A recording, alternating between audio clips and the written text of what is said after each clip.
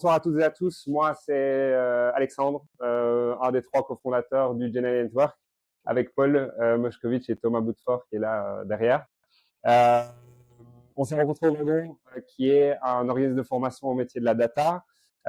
Paul et Thomas ont travaillé déjà ensemble par le passé pour créer un autre organisme de formation et précédemment chez Shaper. Et en fait, en se rencontrant au Wagon, on a décidé de créer une communauté dédiée à des experts techniques qui travaillent sur des thématiques d'IA. Et plutôt que d'ajouter au bruit existant et d'essayer d'ajouter de l'information là où il y a déjà pas mal de personnes qui le font très bien, l'idée du General Network, c'était vraiment de rassembler des experts techniques dans un espace de travail privé, dans un premier temps, pour leur permettre d'échanger sur leurs problématiques du quotidien. Typiquement de l'information qu'on trouve généralement dans les papiers de recherche ou dans des endroits spécialisés qui ne sont pas nécessairement accessibles ou facilement accessibles euh, en live et rapidement. On a commencé avec un Discord qui est devenu un Slack aujourd'hui, qui a commencé avec une dizaine de personnes. Certains étaient présents au tout début. Je pense notamment à Fred, qui est là depuis le premier jour. Et au fur et à mesure, avec ce système de parrainage, la communauté s'est étendue petit à petit, jusqu'à aujourd'hui compter plus ou moins 115, 120 membres.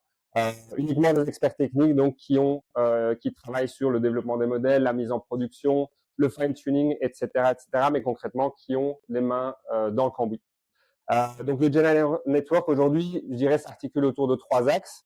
Le Slack que j'ai mentionné, des meetups qui nous rassemblent aujourd'hui, c'est la 5e édition et d'ailleurs un grand merci à l'équipe de VH Cloud qui, cerise sur le gâteau, présentera également un des cas d'usage ou en tout cas un des modèles qu'ils ont fine-tuné un peu plus tard aujourd'hui.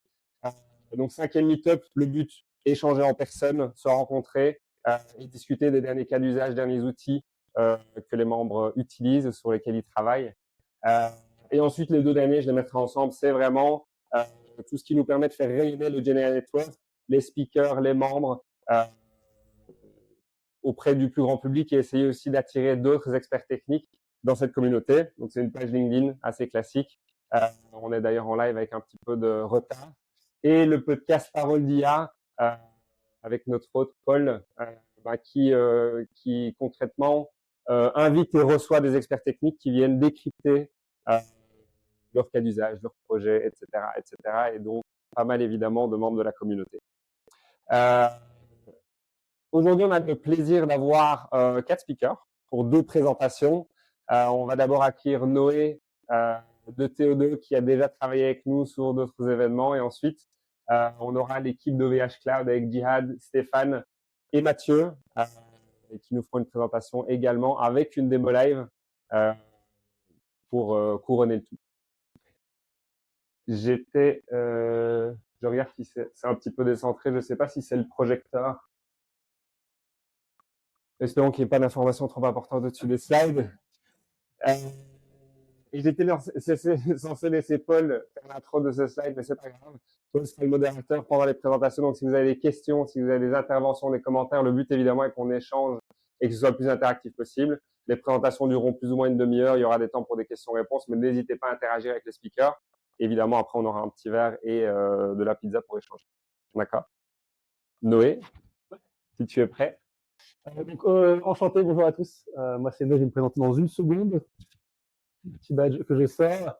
Aujourd'hui, on va parler de mise en production des LLM. L'idée, c'est de dépasser le POC et générer de l'adoption. Parce qu'en fait, à la fin, mettre en production, déployer quelque chose, ça devient assez simple. C'est pour ça que je parle d'adoption, parce que c'est vraiment le critère pour dire en fait que l'outil est utilisé en production. Il y a beaucoup de produits en fait qui sont pas adoptés, souvent à cause d'un problème de valeur ou de performance. On a vu par exemple cet été que les stock markets se sont un peu effondrés à la sortie des bilans des boîtes de fin juillet début août, parce qu'en fait on se rend compte que les chiffres d'utilisation des IA en API sont pas du tout à ce qu'on pensait qu'ils étaient, notamment parce qu'il y a vraiment la différence entre les success stories sur LinkedIn et la réalité. Et en fait, le chiffre que 90% des projets vont pas en prod est toujours vrai avec l'IA générative, même si, quand on va le voir faire des POC, c'est beaucoup plus simple. Alors là, il faudra être très compréhensif avec cette slide, qui normalement a des apparitions successives. Mais du coup, imaginez qu'il n'y a pas tous les carrés au-dessus, ni le carré en pointillé. Euh, donc, globalement, il y a 3 problèmes principaux qui empêchent les produits d'arriver en production. Le premier type de problème, ça va être au niveau de l'identification de cas d'usage. Globalement, l'IA générative, c'est un peu une hype, faut se dire. Du coup, il y a beaucoup de cas d'usage qui sont en fait de valeur ajoutée. Donc après, on peut faire tous les efforts qu'on veut. À la fin, ça vaut pas la peine d'investir. Et du coup, les projets s'arrêtent. Le deuxième type de problème va être vraiment au niveau du développement du produit. Euh, et c'est vraiment que la performance de l'outil, donc vraiment le côté tech, ne permet pas d'apporter de la valeur. Donc la tech et le produit ne sont pas assez liés. Et enfin, le dernier problème, c'est plus propre au grand groupe, c'est les process. Euh, et du coup, être bloqué par un process pour une MEP, parce que si vous êtes dans un grand groupe, vous voyez exactement ce que je veux dire, parce qu'il y a beaucoup, beaucoup de choses qui vont bloquer. Et là, c'est le moment où les carrés par-dessus apparaissent et le carré en pointillé aussi. Et du coup, l'idée, c'est que le but d'aujourd'hui, c'est que même si les points de gauche et de droite sont très importants, aujourd'hui, on va vraiment se focus sur la partie développement d'un produit et comment avoir une performance qui apporte de la valeur. Qui suis alors, je pense que légèrement, les slides sont en train de se décaler. Donc, je vais... Clac. Super. Donc, je suis engineering manager et GenAI lead chez Théodo. Donc, ça veut dire que globalement, je fais en sorte que les projets autour de la GenAI se passent bien. Ça fait 5 ans que je travaille dans le domaine et j'ai pas mal plusieurs XP en IA, comme par exemple de l'optical character recognition, la maintenance prédictive, détection d'objets, du retrieval d'images, et plus récemment avec la générative, par exemple du RAG, LLM et TextoSQL. Globalement, merci beaucoup. Le NLP, ça a été fait là depuis longtemps. Il y a pas mal de cas d'usage différents, comme le sentiment analysis, document classification, non-title recognition. Donc voilà, c'est des choses qui sont en production depuis plusieurs années maintenant. Et la communauté a établi le cycle de développement d'une IA comme étant les meilleures pratiques pour la production. Donc l'idée, c'est que je prépare la donnée, ensuite j'ingénieur un modèle en le fine-tunant souvent parce qu'avec l'IA traditionnelle, il y a besoin de fine-tuner. J'évalue, je déploie ce modèle et je le monitore et je l'évalue. Et après, ChatGPT est arrivé. Et la grosse différence, c'est qu'on s'est rendu compte qu'avoir des premiers résultats décents, c'est beaucoup plus rapide. Et du coup, il y a, là, on voit la complexité, en fait, le temps pour les premiers résultats. Donc, avec des NLP traditionnels, c'est tout au long. Avec des LLM, c'est extrêmement rapide. Et du coup, on voit des vidéos comme faire des chatbots en 10 minutes. Donc voilà, il y a plein de vidéos similaires. Et du coup, ça pose la question de comment, en fait, ce cycle de développement a évolué avec l'IA générative. Plot twist, c'est toujours le même. Parce qu'en fait, il y a toujours besoin de préparer de la donnée, de faire un dataset d'évaluation pour savoir où on va, aligner en fait ce que cherche l'utilisateur avec les itérations qu'on va fournir après. Il y a toujours besoin d'ingénierer quelque chose, même si souvent, il y a plus besoin de fine-tuner. Il y a quand même besoin de faire des RAG, des prompts, des agents, des règles métiers, etc. Donc, pour faire quelque chose qui marche de bout en bout, il y a besoin d'évaluer ces itérations pour savoir si on va dans le bon sens, de déployer, même si on utilise un modèle API, il y a quand même quelque chose qu'on doit déployer autour pour avoir quelque chose d'accessible en production. Et enfin, il y a besoin de monitorer l'utilisation de data drift, comme on faisait auparavant. Et sauf que, même si, comme on le voit en haut, c'est beaucoup plus rapide de faire un POC, mettre en place les bonnes pratiques, donc les méthodes d'évaluation, etc., c'est plus compliqué. La différence et la proportion de différence n'est pas la même, mais ça reste plus compliqué. Il y a deux raisons à ça, c'est que ça requiert beaucoup d'évaluation manuelle, avec la LLM, beaucoup plus qu'avant. Avant, on pouvait le faire automatiquement avec des labels prédéfinis. Et il y a beaucoup de nouveaux outils et de méthodes qui sont pas encore matures. Et c'est tout à fait normal, ils sont très nouveaux. Et du coup, le souci, c'est que, enfin, quand les gens voient que c'est très simple de faire un POC, en général, on est plus tenté par des chatbots en 10 minutes. Et par contre, les bonnes pratiques qui sont tout compliquées à mettre, alors là, il y a une petite animation, on voit Homer qui s'enfonce dans le buisson pour montrer que justement, c'est plus léger. Et alors pareil, stade un peu moindre quand elle arrive d'un coup, mais globalement, le bon développement du produit, il repose sur 3 étapes sur l'étape de qualité de ce flux, qui sont la préparation de données, l'évaluation de modèles et le monitoring. En fait, si on a un mauvais système si on a un mauvais dataset d'évaluation, bah, les itérations, elles sont pas drivées par ce qui apporte de la valeur aux utilisateurs. Si on a un mauvais système d'évaluation, les itérations sont inefficaces. En fait, on a des régressions, on a un mauvais focus, on va pas dans le bon sens. Potentiellement, on s'attarde sur quelque chose qui apporte très peu de valeur aux utilisateurs. Et si on a un mauvais monitoring, c'est ce qu'on disait sur le data drift, etc. On n'est pas au courant. Et globalement, le produit va avoir du mal à gagner de l'adoption en production. Le reste du talk, le but, ça va être de passer sur ces 3 étapes-là à travers un retour d'expérience sur un cas d'usage type, qui est un RAG, donc il se trouve dans le secteur de l'hôtellerie, qui va aussi permettre de prendre du recul sur ces étapes-là et voilà, de driver un peu l'enchaînement de ces étapes. Donc pour vous expliquer un peu si tu peux un tout petit peu remonter. Merci beaucoup.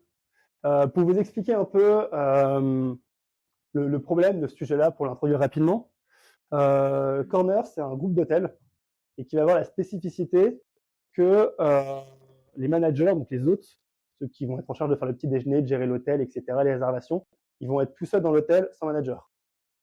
Et ils vont devoir du coup se débrouiller seuls dans l'hôtel, sans forcément beaucoup d'expérience. Parfois, ils vont changer d'hôtel, donc arriver dans un nouvel hôtel avec des informations complètement différentes. Parfois, ils vont revenir d'une pause. Ça, c'est dû à l'hôtellerie. Ils vont travailler 12 heures par jour pendant 4 jours. Et après, potentiellement, ils vont faire 4 jours de pause. Donc, ils reviennent souvent de pause, comprendre ce qui s'est passé, quelles sont les réservations actuelles, les problèmes actuels qu'on doit gérer, etc. Ils vont être nouveaux. Le corner, ils ont un enjeu de scale. Ils veulent avoir beaucoup plus d'hôtels et du coup, ils vont avoir beaucoup de gens qui vont devoir s'onboarder tout seuls. Et enfin, il y a des situations difficiles. Par exemple, l'ascenseur est en panne. Du coup, qu'est-ce qu'on fait dans ce cas-là quand l'ascenseur est en panne, etc. Et pour avoir accès à ces informations, ils ont plein de sources de données. Il y a Apaleo, qui est quelque chose qui est propre à l'hôtellerie, qui est un système de booking, Slack, Airtable, MyCorner, qui est leur outil interne, Excel et plusieurs autres sources de données. Et globalement, sur les retours utilisateurs qu'on a, c'est que sur MyCorner, donc l'outil interne, dans 90% des cas, quand tu cherches quelque chose, tu le trouves pas. Parce qu'ils cherchent pas avec les bons mots-clés, etc. Et du coup, ils n'arrivent pas à trouver la bonne information. Et le problème, c'est que du coup, il y a beaucoup de temps qu'il va passer avec le client, qui passe à chercher de l'information, et du coup, en termes de conversion, etc., c'est pas top. Donc, il y a 2 problèmes principaux. C'est une difficulté à trouver l'information et une difficulté à anticiper en ayant justement en tête tout ce qui se passe actuellement dans l'hôtel. Et du coup, là, on peut jouer la vidéo Mission Impossible. Est-ce que tu arrives à jouer cette vidéo? Ou sinon, c'est pas grave, on fera sans démo. Ok, super. On va imaginer une vidéo de démo ou sur cette vidéo, une mix un peu sympa où on peut par exemple sélectionner un frame de temps où peut avoir du coup un résumé de ce qui s'est passé. Et globalement, l'idée, c'est j'ai été en congé, je sélectionne un peu la timeline sur laquelle j'ai été en congé, ça me dit ah bah du coup il s'est passé tout ça en cochant dans les différentes sources de données. Donc c'est globalement beaucoup de data engineering, un peu d'IA. Et après la partie RAG plus classique. Donc on va poser une question qui va être répondue avec la documentation, en citant la source, etc. Et du coup, maintenant, on va passer à travers ces 3 points dont je parlais, préparation, évaluation et monitoring. Donc, on commence par la préparation. Globalement, on va avoir un PO qui va, en début de tout projet, que ce soit de l'IA, du web, etc., qui va aller rencontrer des utilisateurs pour clarifier le besoin. Et en clarifiant ce besoin, il va en fait beaucoup demander aux utilisateurs exactement dans quelle situation tu as été pour comprendre leurs problèmes. Et ça va permettre en fait de demander aux utilisateurs, en fait, c'est quoi les questions que tu te poses sur la documentation, etc. pour créer un dataset qui sont directement, donc sans question pour commencer, qui sont vraiment des choses qui, si on y répond, ça leur apporte directement de la valeur, labellisée avec la réponse attendue, pour qu'on ait vraiment une target sur laquelle aller. Donc voilà, pour vous donner un aperçu du dataset, donc on va avoir les différentes questions. Rien de fancy, hein, c'est un Google Sheets, la réponse attendue, et après un peu d'informations comme le nom des tables, les documents, etc., qui vont aider sur les analyses de performance. Et qui vont aider aussi à prioriser les bonnes features. Par exemple, on se dit si on trouve pas la bonne table ou pas le bon document, pourquoi ça s'est passé, etc. Et ce dataset, il va pas seulement aider pour la tech, il va aider énormément pour le produit. Il va premièrement aider pour clarifier le scope du projet. Donc, quelle est la bonne approche? Par exemple, sur un autre cas d'usage, l'idée était de donc un utilisateur fait des interviews avec ses clients, fait différents calls avec ses clients. On doit lui proposer des nouvelles questions à poser à son client pour s'assurer que le compte rendu d'interview est complet. De base, on partait sur de la free generation. Et en fait, l'effort de dataset permet de se rendre compte que il y a typiquement 20 questions types qu'on peut proposer. Et du coup, on peut faire de la classification au de la free generation, ce qui est beaucoup plus stable, il y a moins de edge case, ça marche beaucoup mieux, ça va plus vite, plus simple à évaluer, et globalement, on va plus vite en production. Ça permet de clarifier aussi de quelles données on a besoin.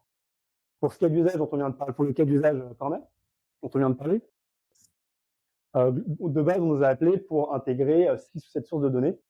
Quand on crée ce dataset, on se rend compte que 95% des questions portent sur 2 sources de données. Donc, ça permet effectivement énormément de scoper en début de projet sur qu'est-ce qu'on va utiliser.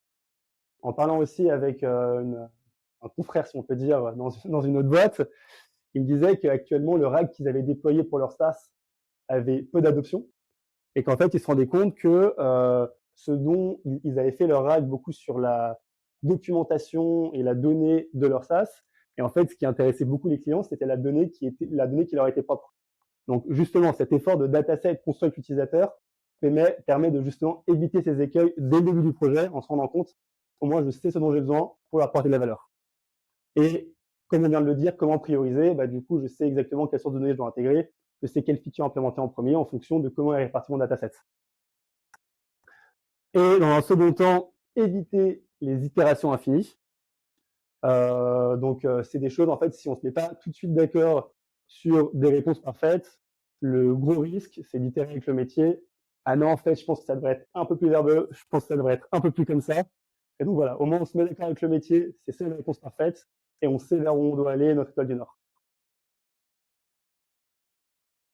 La seconde partie, c'est l'évaluation. Globalement, il y a 2 façons d'évaluer des réponses donc non contraintes, c'est-à-dire speed generation, c'est qu'on n'est pas sur du function calling et avoir des choses, des mots attendus, mais vraiment tout type de token possible. Donc on peut le faire manuellement, regarder une par une chaque exemple, ou demander à LLM d'évaluer. Globalement, l'avantage de l'évaluation manuelle, ça va être que c'est beaucoup plus stable, beaucoup plus facile à mettre en place, ça marche beaucoup mieux, beaucoup plus reliable. Et c'est de toute façon, en début de projet, c'est essentiel de comprendre le comportement du modèle, de comprendre comment il réagit avec la donnée. Et du coup, c'est de toute façon absolument nécessaire en début de projet. Par contre, effectivement, ça prend du temps et ça limite énormément le nombre d'itérations et le nombre d'exemples qu'on peut regarder. La seconde partie, c'est le judge, du coup, utiliser un LM pour s'évaluer.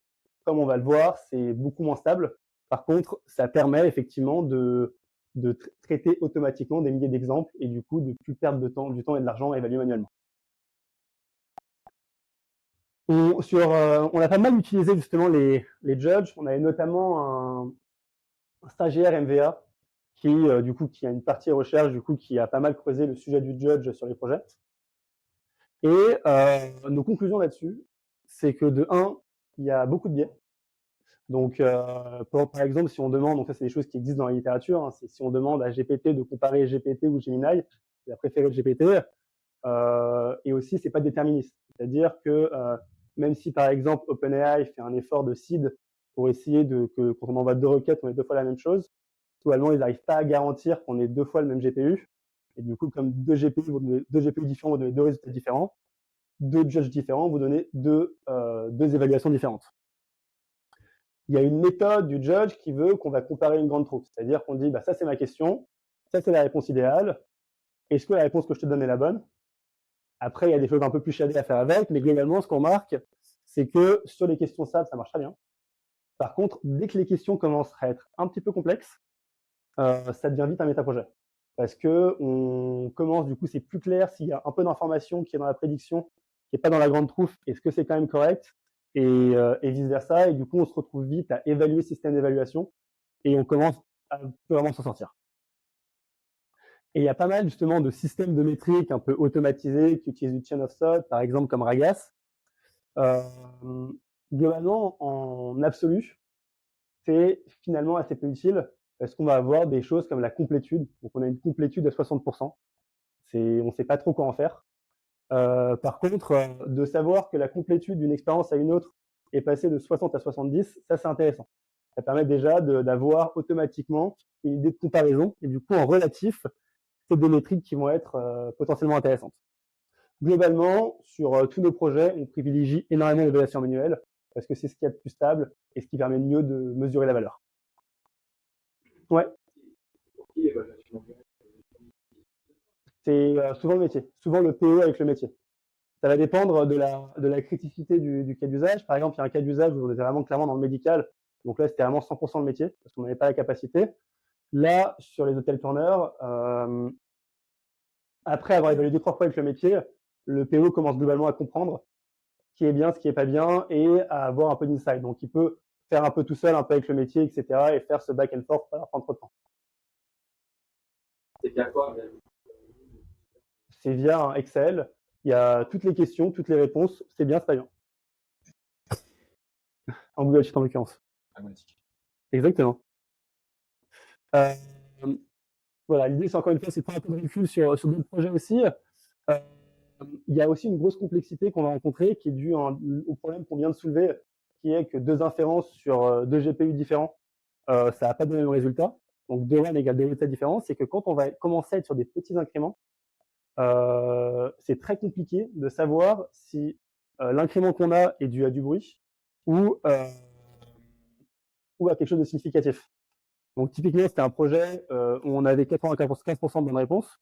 Et du coup, quand on veut itérer pourcent par pourcent, ça devient presque impossible.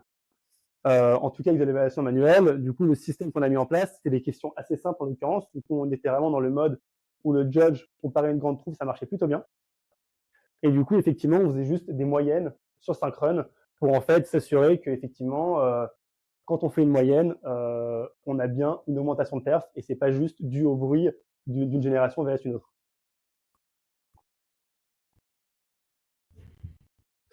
Donc voilà. Et du coup, quand on a mis le système d'évaluation en place, ce dataset, on peut itérer au fil du temps. Donc là, c'est la performance sur ce projet qui va évoluer sur 1, 2, 3, 4, 5 semaines, si c'est bien compté. Il faut passer de 30%, qui est globalement un RAG un peu générique. Donc quand on a quelque chose un peu d'off the shelf générique, globalement, ça donne une réponse sur 3 qui est correcte dans ce cas d'usage, à jusqu'à 88%.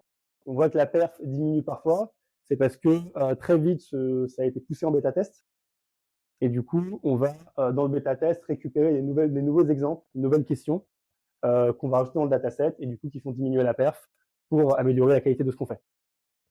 Pour vous donner un exemple, par exemple, d'itération, donc pour passer, par exemple, de 77 à 85, l'idée, c'est que chaque source de données qu'on utilisait avait un scope très différent, bien différent, et du coup, on demande à un LLM avec la question, à ton avis, dans quelle source de données on doit taper? Ce qui permet, en fait, le LLM va être beaucoup plus smart que le système de retrieval, ce qui permet, du coup, de s'assurer que, de simplifier au maximum la tâche de retrieval. On va mettre un peu de metadata filtering dans la base de données vectorielle pour dire, tu cherches que dans cet espace-là, ce qui va, du coup, permettre d'améliorer énormément les perfs.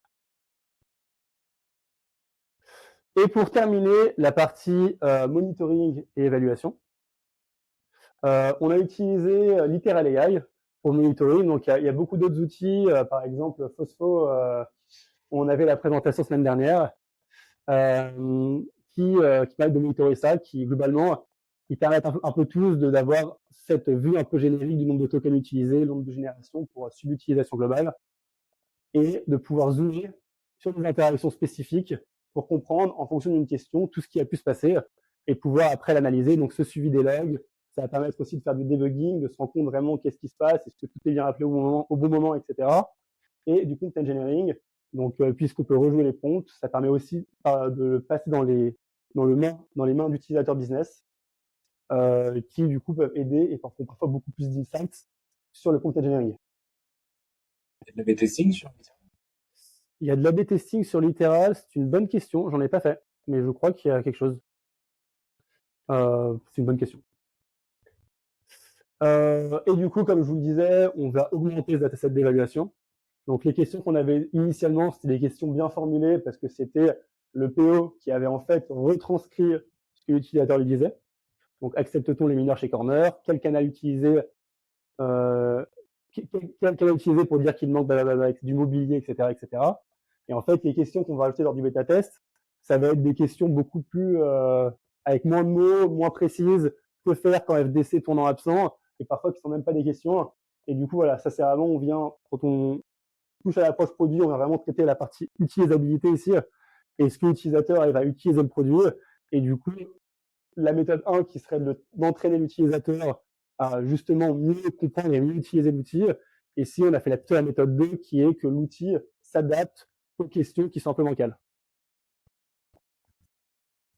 Et après, on va suivre la production. Donc là, par exemple, c'est le suivi de la production sur les 5 premières semaines.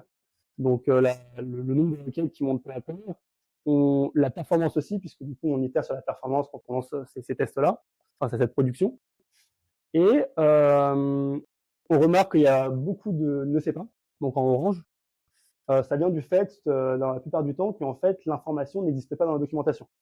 Et du coup, la personne qui va gérer la documentation des hôtels corner a vraiment commencé à travailler main dans la main avec cet outil pour justement comprendre où sont les trous dans la documentation les plus utilisés, les plus gros, et justement les rédiger. La prochaine étape, qu'on n'a pas encore mis en place, c'est de faire un système d'alerting, parce qu'on ne va pas monitorer la production manuellement éternellement. Donc l'idée, ce serait de mettre en place de l'alerting.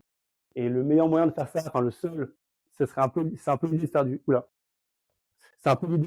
LLM as a judge, et du coup toujours un peu l'idée de ce que RAGAS en relatif est intéressant. Donc voir par exemple si au fil du temps les métriques RAGAS changent, c'est que potentiellement il y a peut-être un data drift, peut-être un nouveau type de question, etc. Et du coup on peut lancer de l'alerting. Il y a aussi encore une fois dans une autre boîte quelqu'un qui me racontait qu'il avait entraîné un arbre de décision sur justement 3-4 métriques RAGAS. Donc on prend une question donnée, on prend le résultat de 3-4 métriques RAGAS, qui sont la complétude et je ne sais quoi d'autre, et on va mettre en label est-ce que c'est une bonne ou une mauvaise réponse. L'idée étant d'aligner les métriques RAGAS avec des évaluations manuelles.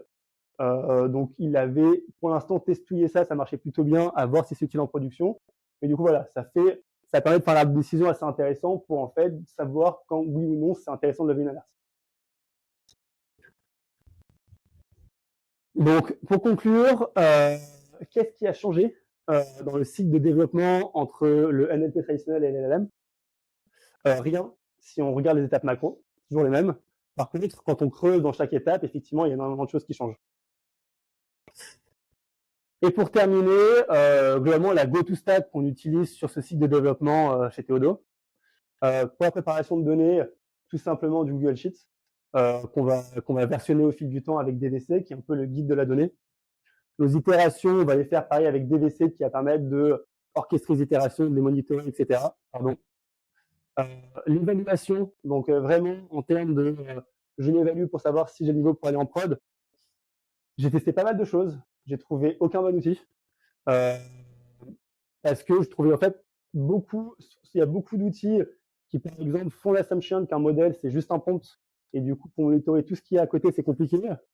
Et en fait, globalement faire du LLM as a job dans l'étude d'évaluation, ça m'intéresse assez peu. Moi, c'est vraiment quelque chose en fait, de stocker, classifier, commenter pour que quelqu'un puisse reprendre le projet après, détailler ce qui se passe, etc. et faire ses analyses. Donc actuellement, et faire de l'évaluation manuelle aussi. Donc potentiellement un outil qui permettrait d'envoyer les questions aux gens pour qu'ils puissent automatiquement valider, avoir plusieurs validateurs, etc. Donc un outil qui permet de faire tout ça bien. C'est compliqué, donc actuellement on se débrouille avec Notion et Sheets, ce qui n'est pas idéal, mais ce qui marche, et Streamlit pour analyser. Pour le déploiement, on utilise globalement VLLM. Il y a aussi Laminae qui est un acteur avec qui on a pas mal envie de travailler, qui est aussi un modèle open source, et n'importe quel service de registry et déploiement de containers dans le cas échéant. Et enfin, pour le monitoring, l'un des outils suivants, Morphoscope. qui en fait marchent tous très bien et sont tous assez essentiels pour comprendre ce qui se passe et pouvoir analyser les interactions avec les modèles. Ah, dommage, la remote a cassé à la dernière slide. Et donc voilà, si vous voulez voir d'autres talks que j'ai pu faire, ils sont à droite, et enfin à ma droite. Et si vous voulez m'ajouter sur LinkedIn pour continuer cette conversation, c'est avec plaisir, c'est à gauche. Est-ce que vous avez des questions?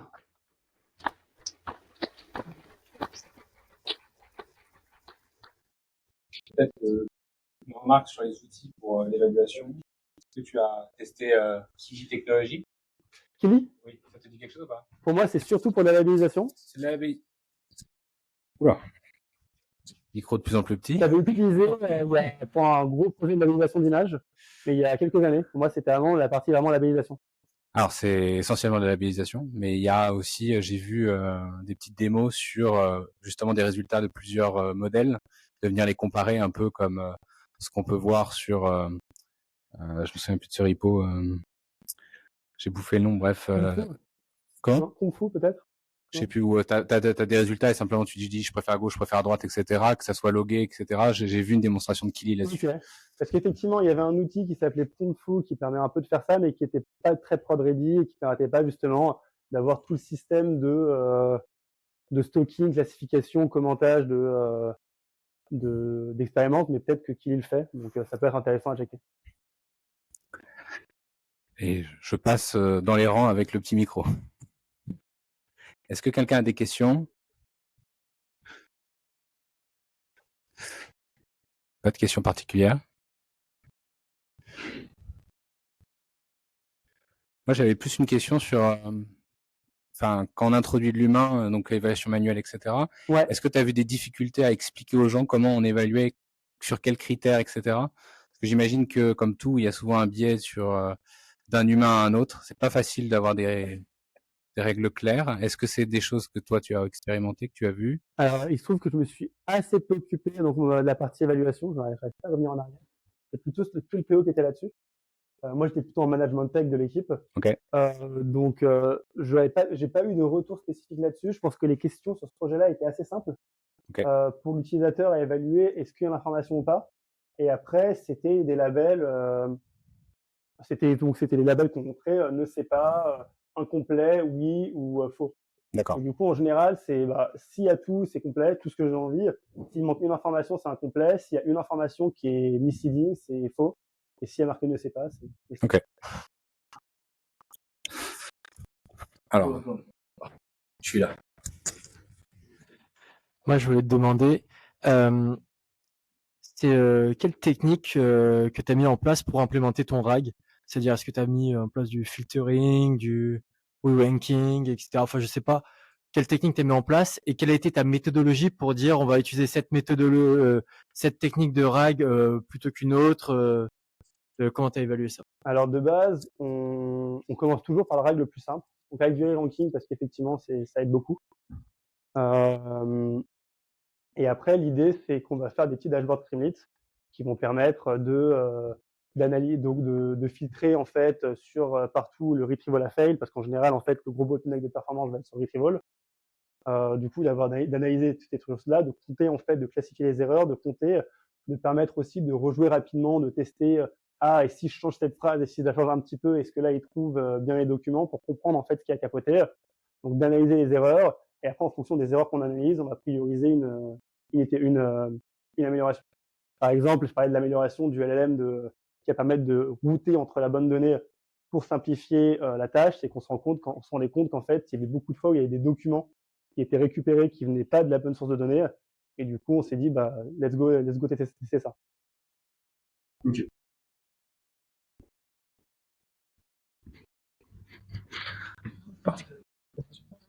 C'est pour le record à distance. Ah d'accord, ok, je comprends.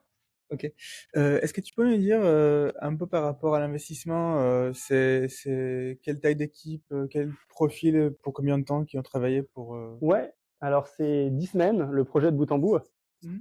Euh, En termes de taille d'équipe, il y a un tech lead à mi-temps, un développeur du coup plus junior à plein temps, un PO qui était parfois à plein temps, parfois à mi-temps, et moi à 0,5 jours par semaine pour s'assurer que ça soit bien. Ok, merci beaucoup. Merci. Au niveau du coût de la solution, est-ce que vous avez du coup, j'ai cru comprendre que vous avez des fois restreint le nombre de tokens créés. Et si oui, est-ce que ça a eu un impact sur la compréhension des réponses données? Et comment vous avez évalué le coût de la solution en fonction de sa performance? Alors du coup, en fait, l'outil de monitoring qu'on utilise nous remonte le nombre de tokens et du coup automatiquement le coût, ça permet de l'analyser. Après, on se basait du coup sur GPT-4o qui était état de l'art sur en beaucoup de cas, qui effectivement avait des coûts qui étaient raisonnables. Donc parfois on avait des étapes un peu intermédiaires de reformulation ou de, par exemple, augmenter la question avec du vocabulaire si besoin qui était spécifique à Corner, etc. Et en fait, ces questions simples, en général, on allait se baser sur du GPT-4 mini parce que la tâche était très simple. Donc on essayait de manager les coûts comme ça. Après, on n'a pas eu de grosses problématiques de coûts sur ce projet.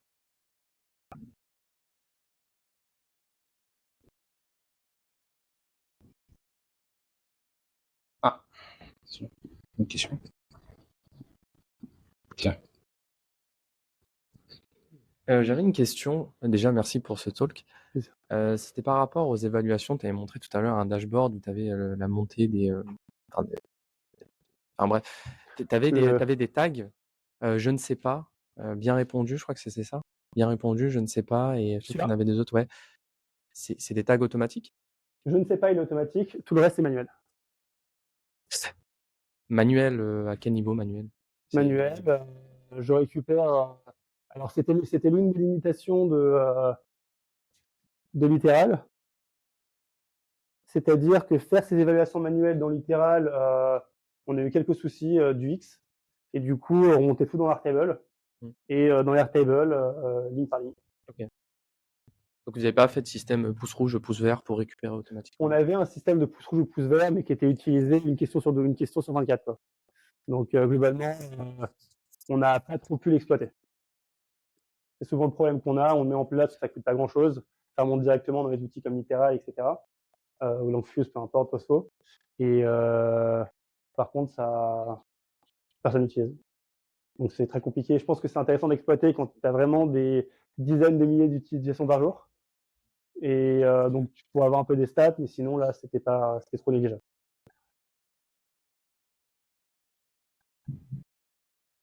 Et bien, passons à la suite. Merci.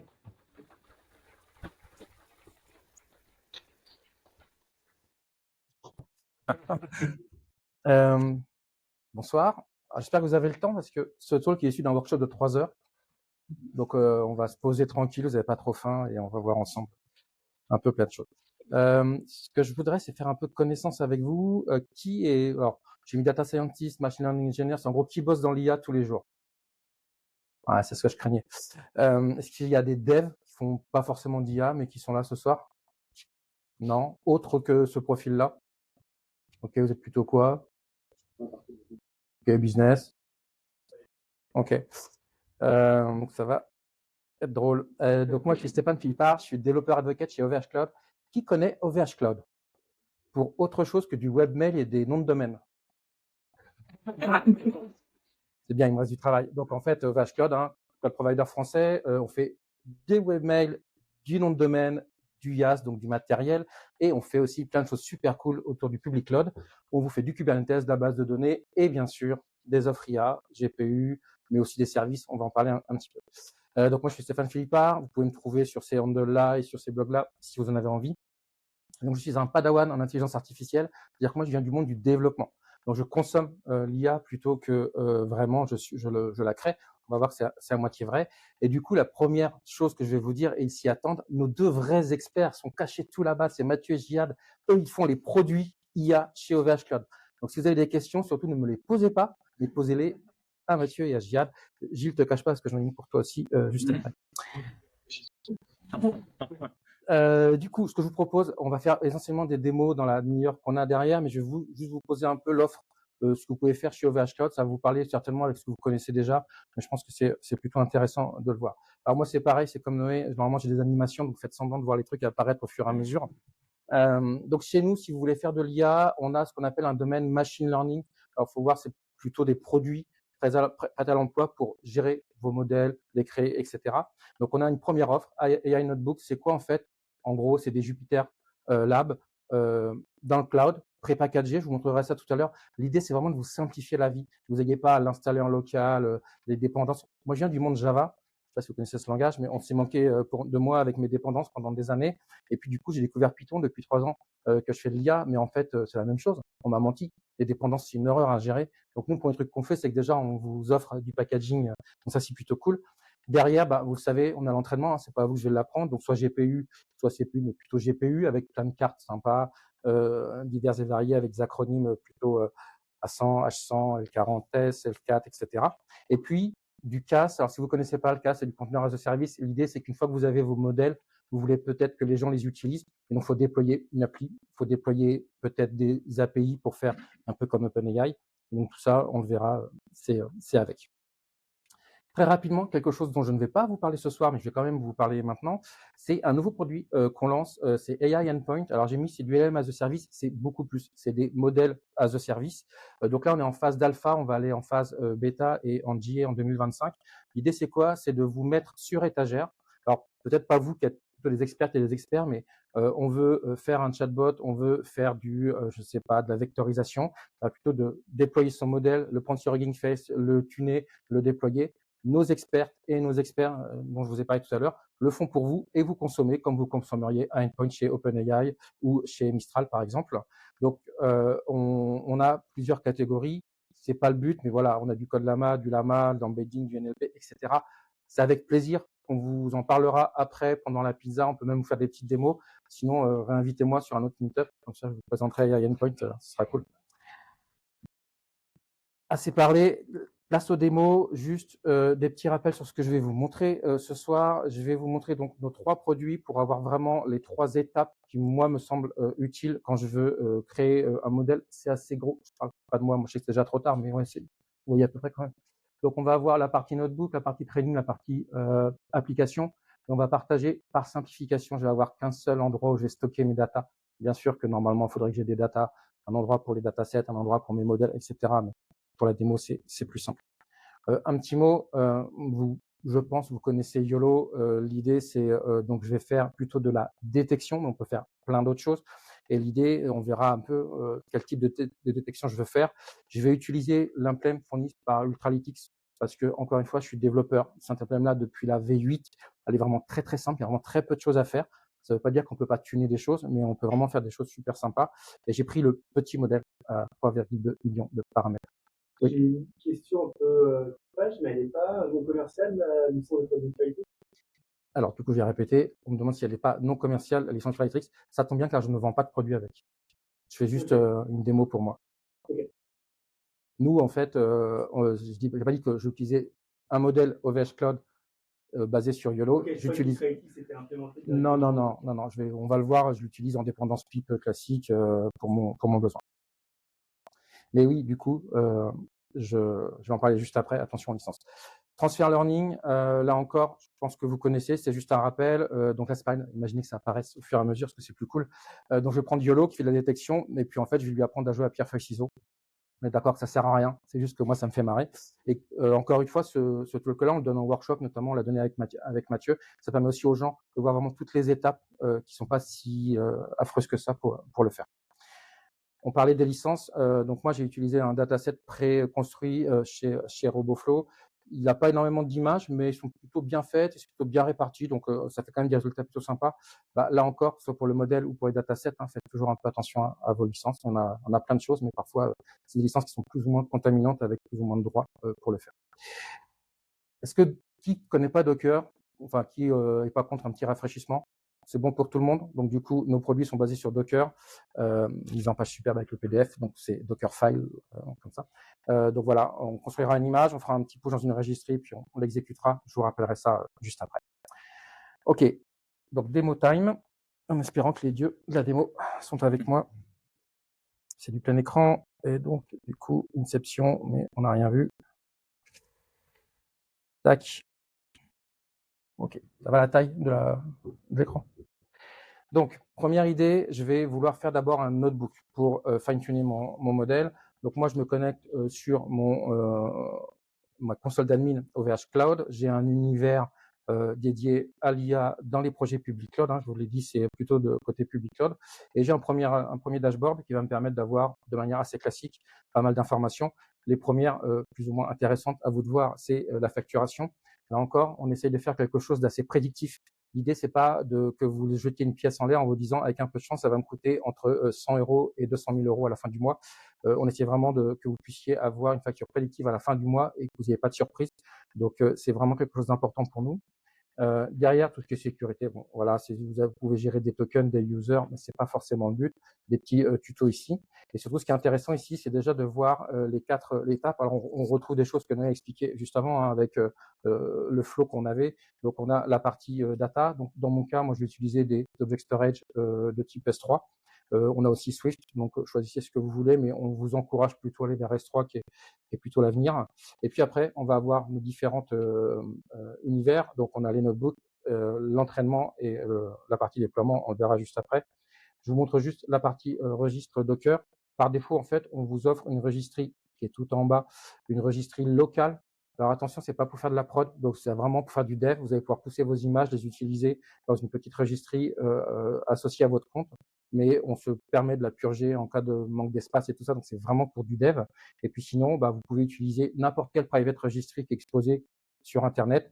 Dans mon cas, j'ai pris celle que nous, on propose parce qu'on propose une registry, donc vous vous doutez que c'est la meilleure, mais n'hésitez pas à utiliser Docker Hub, il paraît que c'est pas mal et qu'ils savent ce qu'ils font. Donc là, vous le rentrez là et vous allez pouvoir utiliser vos images. Donc, première chose à faire, c'est créer un notebook. Comme j'ai essentiellement des spécialistes, du coup, il y a des choses qui vont aller assez vite. Alors, on va se faire vraiment très vite. Donc, je lui donne un nom. Les labels, je passe. C'est juste près des regroupements si j'ai besoin d'un peu de sécurité. Et là, c'est ce que je vous dis. La première chose, c'est que je vais choisir mon éditeur. Donc, l'éditeur que je vais utiliser, donc soit du Jupyter Lab, que ce soit sa version standalone ou collaborative, soit un Visual Studio. Au final, le Visual Studio, il a le plugin Jupyter Lab. Donc, au final, c'est quasiment la même chose. C'est selon vos préférences. Et après, ce qui va être intéressant, c'est quand je suis déjà ici, je vous l'ai dit, l'enfer, c'est les dépendances. Et les outils comme QLA, etc. Et donc là, ce qu'on va vous proposer, nous, c'est de vous pré-packager une image pour vous éviter de devoir gérer l'évolution de ces dépendances et le fait qu'elles soient ensemble de manière correcte. Donc, vous pouvez faire du PyTorch, du Tensor, bref, ce que vous voulez. Moi, dans mon cas, je fais juste du Conda parce que ça me va bien avec du CUDA, mais vous pouvez vraiment choisir ce que vous voulez. Et puis derrière, on a des petits paramètres. La confidentialité, c'est juste si vous voulez exposer ou pas votre notebook sur Internet. L'avantage, c'est que si vous faites un accès restreint avec un système de token, vous pouvez le partager et travailler en mode collaboratif. C'est l'avantage du cloud, parce que ça vous évite de prêter votre ordi. Localisation à Gravelines, parce que le gras, bien sûr, c'est la vie. Et après, les ressources. Alors, dans mon cas, je vais prendre plutôt du GPU. Donc, c'est là où je vous dis, on a toutes les flavors du moment. Bien sûr, on est comme tout le monde. L'objectif, c'est de vous proposer les meilleures cartes au bon moment. Donc, c'est en constante évolution. Et on essaye de prendre les cartes qui sont les plus adaptées aux besoins de nos clients. Dans mon cas, je prends une V100S. Pour YOLO, ça suffit largement pour ce que je veux faire. Je n'ai pas besoin de grosses performances dans ma démo. Je peux les scaler si j'en veux plusieurs, si je suis gourmand. Et après, ce qui est intéressant, c'est que là encore, on va vous simplifier la vie. C'est-à-dire que vous allez devoir créer un modèle, mais vous voulez peut-être des données, des datasets ou des choses comme ça. Donc, la première chose que je peux faire, c'est, vous vous souvenez, je vais utiliser dans mon diagramme d'archi, j'avais un object storage. Donc là, je peux utiliser un object storage que j'ai déjà déclaré ou j'ai déjà, par exemple, uploadé des données ou pas. Dans mon cas, je prendrai le work paper passé là. Donc là, je prendrai celui-ci. Je peux filtrer si je veux pas tout prendre. Et puis derrière, je vais lui faire un point de montage. Donc souvent, par convention, on met /data. Ça va faire quoi? Ça va faire que dans votre notebook, dans le chemin Workspace Data, vous allez accéder à toutes les données sur votre object storage présentées comme dans un file system. On est sur du S3, donc c'est pas une arborescence file system, mais du coup là, vous allez pouvoir y accéder vraiment comme un file system parce qu'en fait, par souci de praticité, de performance, en fait, on vous les copie au plus près de votre conteneur. Permission, classique, lecture, écriture, suppression. Moi, je vous conseille de mettre ça sur la partie notebook parce que vous êtes sur du mode vraiment où vous découvrez des choses, donc vous allez avoir besoin de créer des fichiers, en supprimer. Et la petite subtilité ici, le cache, si vous utilisez nos outils, c'est de ne pas oublier de le mettre, parce que pourquoi je vous ai dit, on a le S3, on a les données, on a nos infras, on copie. Si vous ne mettez pas cache et que vous lancez par exemple un entraînement, en fait, vous allez de nouveau avoir une synchro dans l'autre sens pour l'emmener près de votre entraînement. Le cache va faire que tous les produits de IA de votre compte public cloud vont bénéficier de ces données sans devoir faire l'aller-retour. C'est plutôt sympa. Pensez juste à le mettre, sinon ça vous évite des synchros de données un peu rébarbatives. Et ce qui est sympa aussi, c'est de pouvoir ici mettre un dépôt Git. Ça va faire quoi? Ça va cloner vos sources. Parce que en fait, si vous voulez pas créer votre notebook à la main de zéro, alors je vais faire un petit copier-coller parce que du coup, comme c'est pas mon ordinateur, j'ai pas dans mon historique les choses. La petite juste subtilité qu'il faut penser, c'est que on veut qu'il y ait un point Git à la fin. Et là encore, derrière, on met ce que l'on veut. Public cloud. Example. Donc, dans ce répertoire-là, je vais avoir mes fichiers sources. Là encore, lecture seule, écriture ou suppression. Attention, on est sur des codes sources Git. Ça n'a pas trop de sens la partie suppression, lecture, écriture, parce que si vous poussez pas, en fait, ça va pas être sauvegardé. Ça va juste être sauvegardé sur votre repo, sur votre object storage, qui va être écrasé à chaque fois qu'il va être remonté. Donc, au final, l'écriture a pas beaucoup d'intérêt dans votre cas, mais vous pouvez quand même le mettre si vous voulez pouvoir de temps en temps modifier. Une fois que j'ai ça, on peut mettre une clé SSH si l'envie vous vient de vous connecter en SSH à votre notebook. Et puis après, alors je ne vais pas forcément le montrer ce soir, on l'a installé, merci Mathieu, ça fonctionne, mais on a une CLI qui vous permet de faire tout ça en mode CLI. Pourquoi? Parce que si vous voulez avoir derrière une CI/CD ou de l'automatisation, vous n'allez pas vouloir passer par là. Et donc on retrouve vraiment tout ce qu'il y a ici pour faire ce qu'on veut. Comme je savais qu'on n'avait pas 3 heures ce soir, je vous ai déjà créé directement ce notebook. On retrouve ici tout ce que je vous ai dit. On retrouve les flavors que j'ai utilisés. On retrouve derrière mes données attachées. Ici, mon object storage et ici, mon public cloud. Et puis, 2-3 petites infos. Et surtout, ce qui m'intéresse, c'est ici, le petit bouton qui me permet d'ouvrir le Jupyter Lab. Le but de ce soir, ça va pas être forcément de vous passer tout le notebook, parce que d'habitude, j'explique ce que c'est qu'un notebook, mais je présume que vous savez. Il y a du monde qui voit pas ce que c'est que un notebook Jupyter Lab. En fait, moi, en tant que dev, ce que je trouve pratique, c'est que d'habitude, dans mon code, j'avais des commentaires qui étaient pas toujours très jolis. En fait, le notebook, ce que j'aime bien, c'est qu'on va pouvoir mettre du Markdown. Là, typiquement, si je le montre, ça, c'est du Markdown. Et tout d'un coup, je vais avoir une cellule où je vais pouvoir exécuter du code. C'est aussi pour ça que c'est fortement prisé dans le domaine universitaire, sur les papiers de recherche et tout ça. C'est qu'en fait, on décorrèle pas la partie recherche de la partie exécution. Et on a un autre outil, en fait, qui est inclus. Donc, je trouve ça super sympa. Bon, je ferai pas tout un dev back-end avec, mais en tout cas, ça fait vraiment le taf. Du coup, je vais aller très rapide sur la partie organisation du notebook. Tout ce que je vous présente là, il n'y a aucun souci. Je vous montrerai après. C'est sur le GitHub d'OVH, c'est public. Vous pouvez l'utiliser, vous pouvez jouer avec, vous pouvez nous faire des issues, des PR. Faites-vous plaisir, c'est vraiment ouvert à tout le monde. Donc, des étapes assez classiques. La première, je récupère du coup mes data et je les copie dans mon object storage. Donc là, l'idée, c'est juste pour vous montrer le fameux chemin dont je vous parlais tout à l'heure qui a été monté. Moi, j'ai déjà des données parce que j'ai fait quand même 2-3 répètes. Mais ce qui est intéressant aussi, c'est de retrouver notamment le data.yml fourni par RoboFlow. Alors, si vous n'avez jamais utilisé, on a simplement le descriptif de mes données d'entraînement, de validation et de test. Mes classes, qui sont au nombre de 3 dans mon cas et qui s'appellent Pepper, Rock, Sizor. Et grâce à ça, en fait, derrière, ça m'a décompressé la partie valide, la partie entraînement et la partie test. Pardon. Donc, dedans, avec plein de données, plus ou moins bien faites, puisqu'il y a aussi des données d'erreur pour que c'est un peu de sens sur de l'entraînement. Donc après, j'installe une dépendance Ultralytics qui me descend la terre entière. Ils ont fait très très fort, c'est-à-dire qu'ils prévoient tellement de cas que ça me descend je ne sais pas combien de mégas. Donc, ce que je vous dis, c'est plutôt impressionnant. Et puis après, si vous avez jamais utilisé Ultralytics, on a plein de petites méthodes utilitaires. La première, c'est quand même de valider que notre infra est bien celle qu'on a voulu. Donc déjà, oui, on est sur une Tesla V100S. Le 0, c'est parce qu'on a pris la première carte, et vous savez, on commence à 0. Donc on pourrait monter jusqu'à 4 cartes, donc jusqu'à 3. Et puis après, on va commencer le transfer learning. Donc la plupart, la première chose, je récupère le modèle. Dans mon cas, là, je suis YOLO V11 avec le small model, le N, parce que je voulais que ça aille assez vite. Je vais pouvoir, bien sûr, lancer une prédiction et voir que là, il détecte une personne. Alors, je dois l'avoir. Spoiler. Ouais, donc, je ne l'ai pas là. Je l'ai donc là. Hop, predict. Voilà, donc là, on voit qu'à 90%, il détecte une personne, ce qui est heureusement d'ailleurs pour nous. Et puis après, du coup, je vais pouvoir utiliser mon fichier data.yaml et lancer mon réentraînement de mon modèle. Donc là, j'ai mis la device 0 et 5 époques. On verra que ça suffit pas, mais au moins, ça m'a permis de voir un peu ce que ça donne. Il y a plein de paramètres. Je vous l'ai dit, je ne suis pas machine learning engineer, donc moi, je fais confiance, mais il y a plein de choses à optimiser. Mais l'idée, c'est vraiment de l'utiliser et de le tester un peu de manière empirique. Et puis après, si vous avez l'habitude d'entraîner des modèles, on a quelques sorties et puis à la fin, on a la validation. Donc là encore, ce qui est bien avec le notebook, c'est qu'on voit vraiment tout dedans et on a un peu la qualité d'entraînement. Et Ultralytics a ça de sympa, c'est qu'il me génère, si vous avez jamais utilisé, hop, run, train. Une fois que j'ai un entraînement, il me génère plein de fichiers, plein d'images, plutôt sympa, et notamment donc la matrice de confusion, qui pour moi, en tout cas, est la chose que j'arrive le mieux à lire et la mieux à comprendre.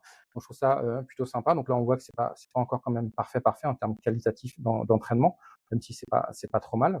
Et puis après, on peut vraiment afficher plein de choses. Alors là, il se trouve que les images qu'il affiche, il y a pas trop d'erreurs, mais on peut voir la qualité en fait de la labellisation ou des prédictions. Et puis après, on a plein de graphes que nous on affiche dans notre démo où on prend le temps d'habitude d'expliquer. Je pense que ça vous parle, tout ce qui est précision, recall et puis F1. J'irai pas me lancer dans l'explication et vous dire exactement ce que c'est. Moi, ça me sert simplement pour vérifier que mon modèle a un entraînement plutôt correct et que j'ai pas de surapprentissage ou des choses comme ça. Mais je pense que là-dessus, ça vous surprend pas trop. Donc voilà, nous, dans la démo, l'idée, c'est de montrer qu'avec le notebook, on peut vraiment afficher tout ce qu'on veut. Et puis, Ultralytics me donne aussi un peu tout ce qui est qualité de détourage, de précision dans mon entraînement, pardon. Là, on voit que clairement, par rapport aux courbes qui devraient être plutôt sur un palier, je suis vraiment très loin, mais c'est normal, j'ai que 5 époques, j'ai pas voulu prendre trop de temps. Donc là, sur 5 époques, avec pas d'optime particulière, je suis à peu près à une dizaine de minutes. Donc l'idée, c'est que c'était déjà largement suffisant. Une fois que j'ai ça, encore une fois, mon objectif, ça va être d'exporter ce modèle pour pouvoir l'utiliser plus tard. Et la première chose que je vais faire, c'est du coup pouvoir retester la même image que tout à l'heure. Et on voit que là, il me dit qu'il voit une pierre, il voit le cimetière sur la pauvre. Et voilà, on voit que, non, perdu, c'est cette image-là. Voilà. Donc là, il voit que c'est une pierre à 84%. C'est pas mal. Si c'est une voiture autonome, moi, je ne monte pas dedans. Mais bon, pour pierre, feuille, ciseaux, c'est quand même plutôt pas mal. Quand j'ai ça, je suis arrivé à un stade où il va falloir que j'entraîne mon modèle. Donc, j'augmente le nombre d'époques, le nombre de combinatoires dans son entraînement. J'ai deux solutions. Soit je continue dans mon notebook, c'est-à-dire que je vais faire époque à 5, mais époque 50.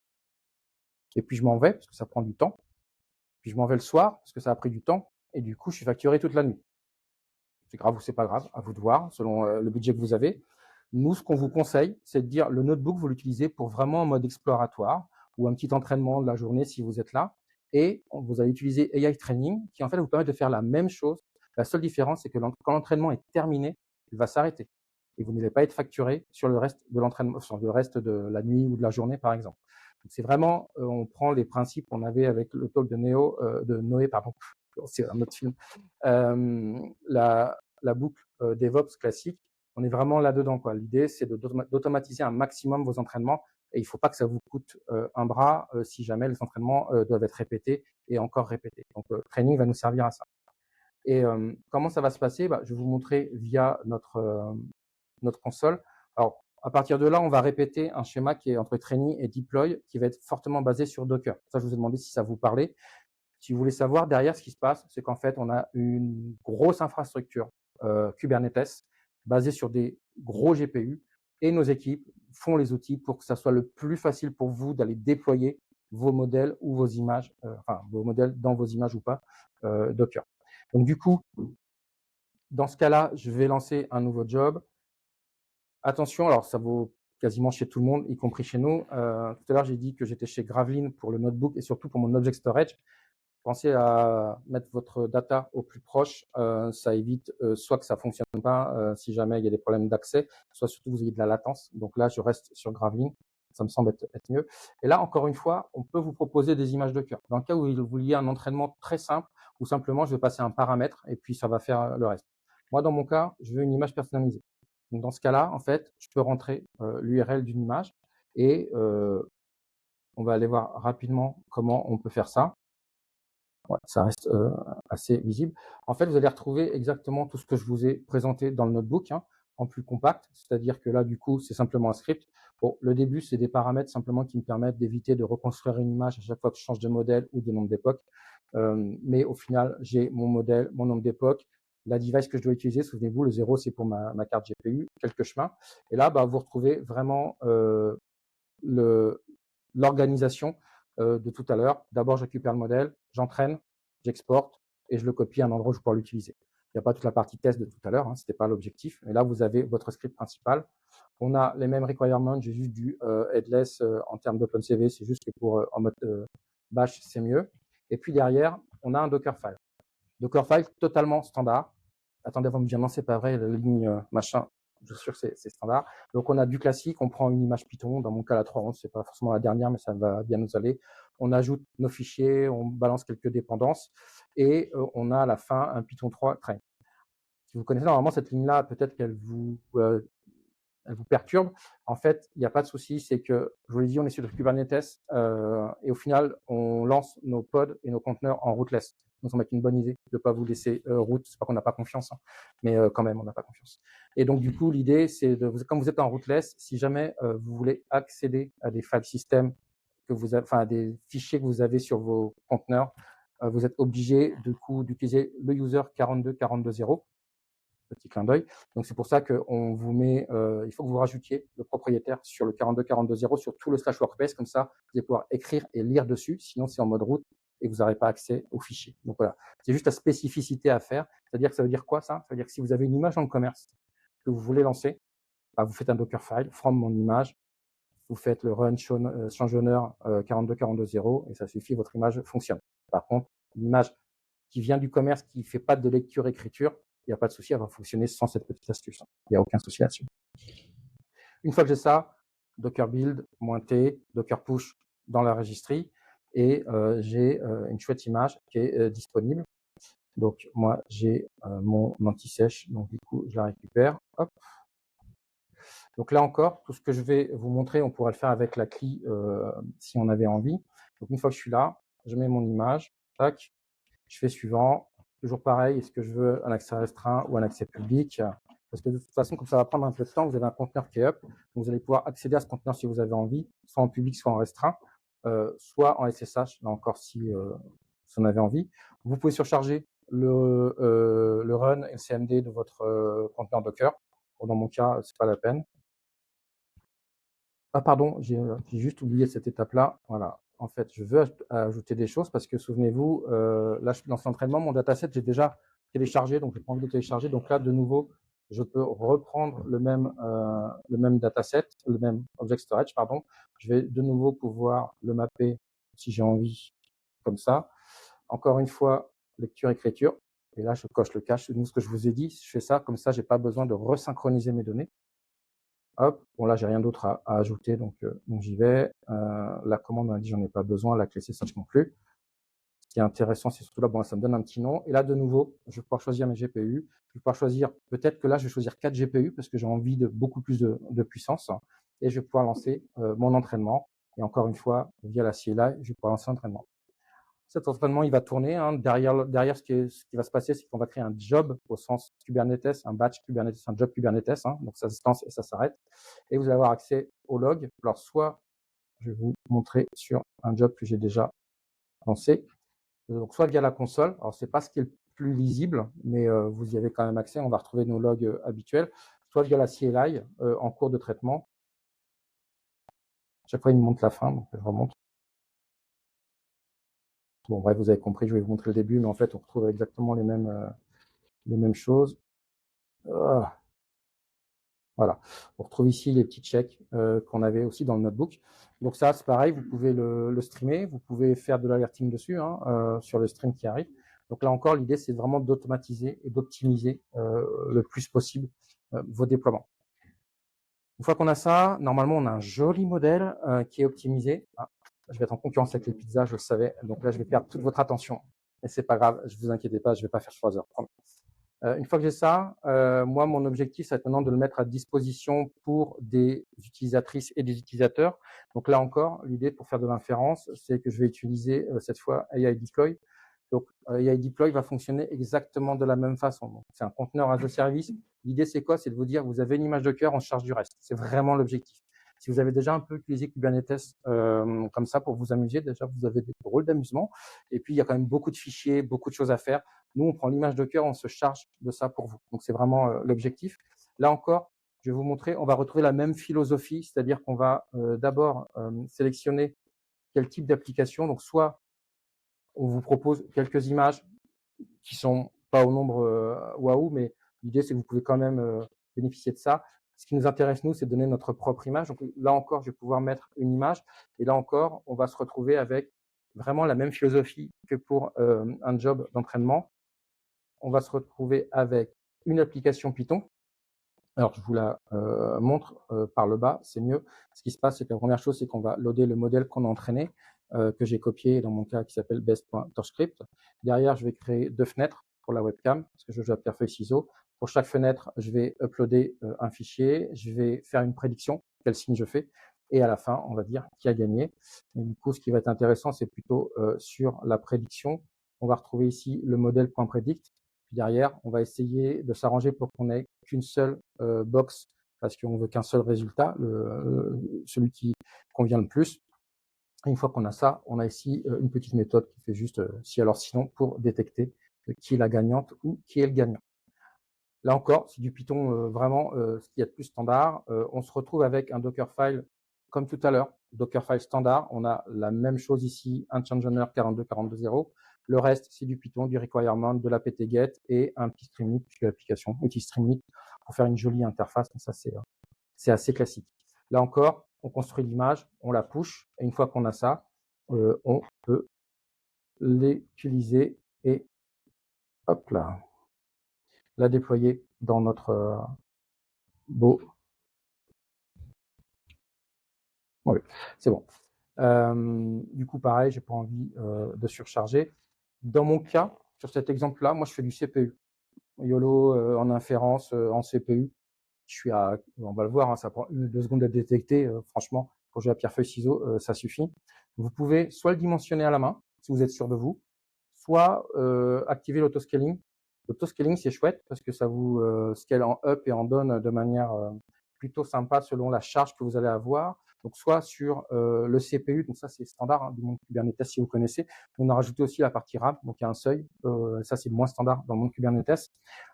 Juste, on prend 2 secondes sur ça. Mettons que je fais ça. Et puis, je vais prendre ça. Et puis, je vais dire minimum 1, maximum. Si jamais j'ai une super application, j'aurai plein de clients. 30. Attention.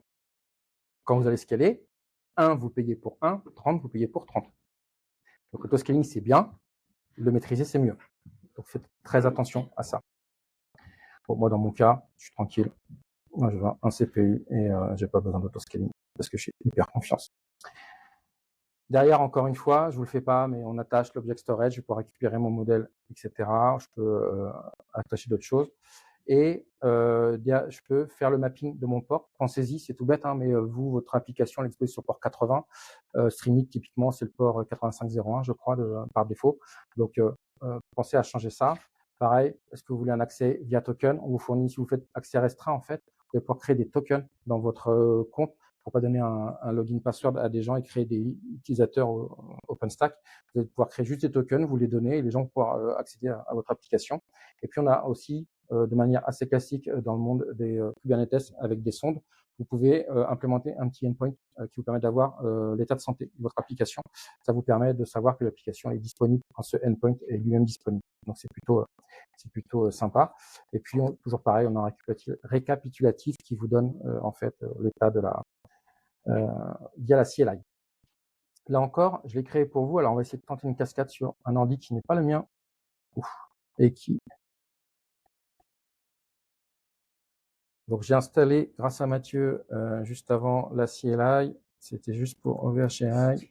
Donc, moi, dans mon cas, je vais regarder mes applications. Donc, on voit qu'ici, j'en ai une en running et on va faire un VHAI, app logs. Est-ce que ça marche? Je fais ça. Oh, non, ça aurait été trop beau. Tac. Tac. Moins F pour le streaming. Donc là, on voit que j'ai déjà eu un truc de lancé. Donc, vous voyez, c'est toujours pareil. L'idée, c'est de vous fournir les outils pour quand même regarder un peu ce qui se passe. Et puis, n'ayons peur de rien, on va tenter d'utiliser cette application. Hop là, perdu. Mousse.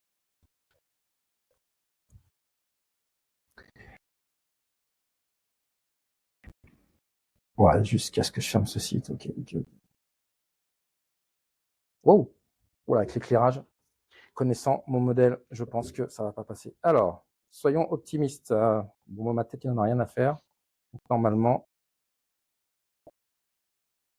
Ouh. Je croyais pas.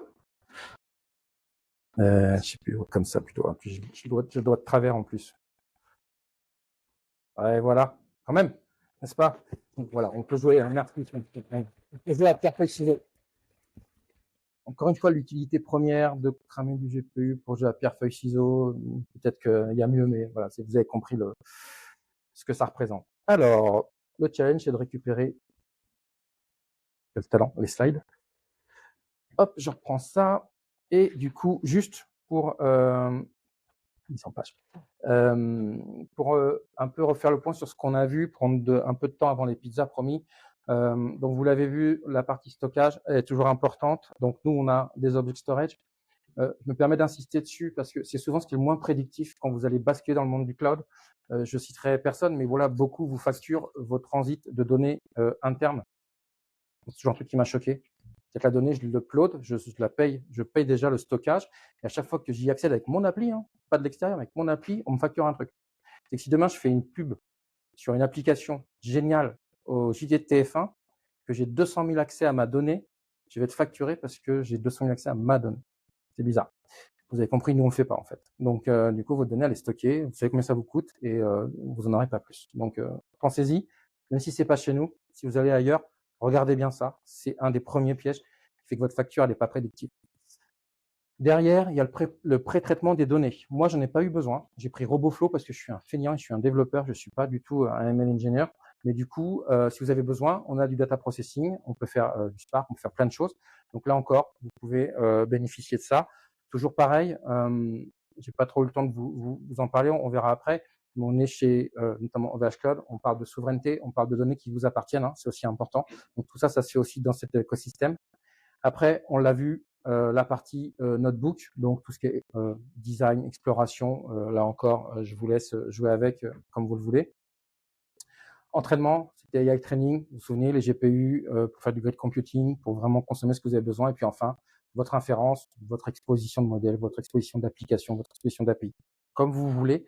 Bref, AI deploy avec du scaling horizontal possible. Avec tout ça, tous les produits AI notebook, training et deploy, notamment deploy, j'y pense. Je pense surtout à lui, pilotable par la CLI. Là encore, vous n'avez pas de business la nuit. Ça sert à rien de laisser tourner vos modèles. Pensez-y aussi à arrêter l'appli et à la relancer. Pensez aussi à des applications qui sont plutôt stateless que stateful. C'est une bonne pratique. Quelques ressources, si tout ça, alors je pense qu'on pourra via les orgas vous filer les liens vers le meetup, vers les slides. Si vous voulez jouer avec l'application qui est encore up, c'est le lien qui est là et ou le QR code si vous voulez jouer à pierre feuille ciseaux, n'hésitez pas. Vous pouvez vous amuser. Je décline toute responsabilité si je détecte votre tête comme une pierre. Moi, je suis pas rien. Un petit mot sur deux choses.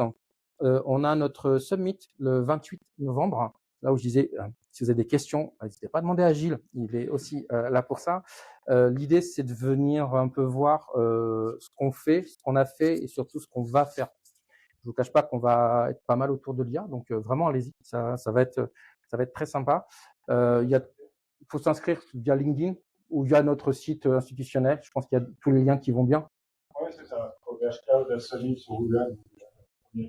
Voilà, OVH Cloud Summit sur Google, vous verrez. Premier, je répète pour le public, les millions de publics qui n'ont rien. Une autre chose que l'on fait, alors je suis moins connaisseur, mais on va m'aider, je suis sûr, sur le fast forward. Donc c'est pour les startups qui veulent en fait se lancer dans l'IA, on les Ouais, aide. c'est ça. Je crois qu'il y a certains d'entre nous qui font des startups. Nous, on a un programme déjà depuis pas mal d'années. Il y a 5 startups qui sont passées par ce programme.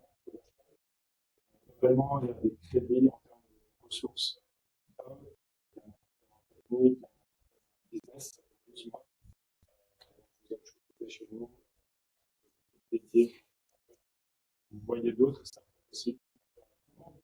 Il y a prétend, entre guillemets, candidater. Les règles, elles sont assez souples. C'est-à-dire que la définition d'une startup chez nous, pour entrer dans ce programme-là, c'est en moins de 10 ans et moins de 100 salariés. Il y a un deuxième programme qui est à l'intérieur du startup programme, qui est dédié aux startups qui font de l'IA. Plus de crédit, plus d'accompagnement. Pour les startups normales, vous rentrez dans le programme quand vous voulez, il n'y a pas des onboards de permanence. Pour AI Accelerator, par contre, c'est qu'une fois par an, et là, c'est en ce moment légal. Si vous avez un profil concerné, il faut vous dépêcher parce que c'est Septembre. J'allais dire sinon. Dernière chose, ça, s'il y en a qui veulent prendre le lien, qui l'ont pas pris. En parlant d'accompagnement, si vous n'avez pas de compte OVH Cloud, c'est pas bien. Vous pouvez en créer un, c'est gratuit. Vous créez votre compte, vous avez un beau voucher de 200 € sur l'écosystème public cloud. Bien sûr, mettez pas 10 GPU parce que ça va partir comme neige au soleil. Mais déjà, tout ce que je vous ai montré, notamment tout le code, les 3 parties que je vous ai montré, et on a plein de choses. Notamment l'équipe de Jihad, notamment Mathieu, mais plein d'autres ont écrit plein de super tutos qui vous permettent de vraiment rentrer dans les produits. N'hésitez pas, on a aussi un Discord, faites-nous vos feedbacks. En fait, moi, j'adore quand les utilisateurs nous disent ça c'est génial, ça marche, ou ça peut-être que ça serait mieux comme ça. Donc, créez-vous un compte, testez, et puis faites-nous vos feedbacks et on améliorera les produits pour que ça fitte le mieux avec ce que vous faites. Merci beaucoup, j'ai l'impression que les pizzas sont là, donc merci à vous.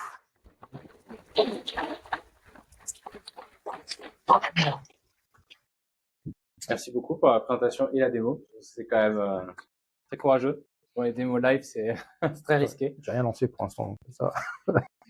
Est-ce que vous avez des questions ou peut-être des points de...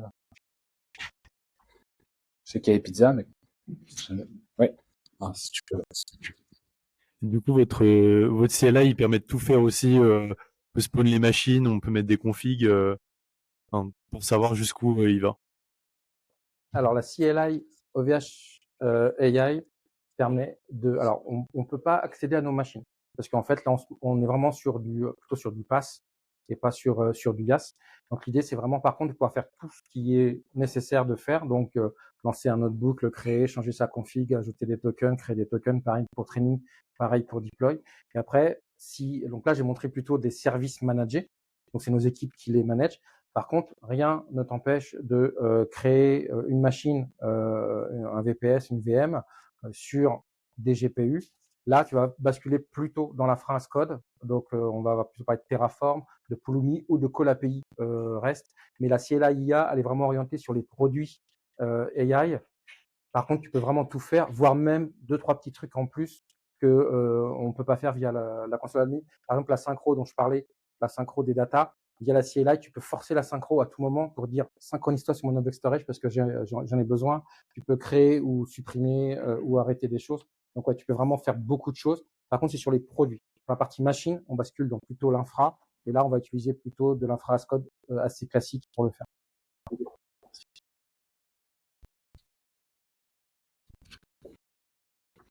Une autre question? Je vous comprends, j'ai faim. Bon. Bah, merci beaucoup. Merci encore. Bah, je pense que on peut tous aller manger des pizzas dans ce cas-là. Merci à tous.